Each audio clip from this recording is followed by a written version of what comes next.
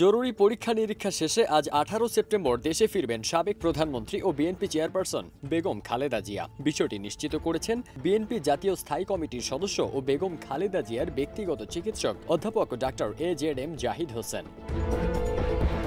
Medical বোর্ডের সিদ্ধান্ত ক্রমে শারীরিক কিছু জরুরি পরীক্ষা নিরীক্ষা শেষে আজ 18 সেপ্টেম্বর বিকেল 5:30টায় রাজধানী রেভার কেয়ার হাসপাতাল থেকে গুলশান 2 নম্বরের বাসভবন ফিরোজায় যাবেন সাবেক প্রধানমন্ত্রী ও বিএনপি চেয়ারপারসন বেগম খালেদা জিয়া।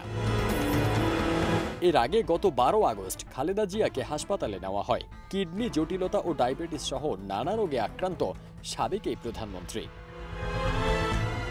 ফারদিন সানি, দেশ রূপান্তর।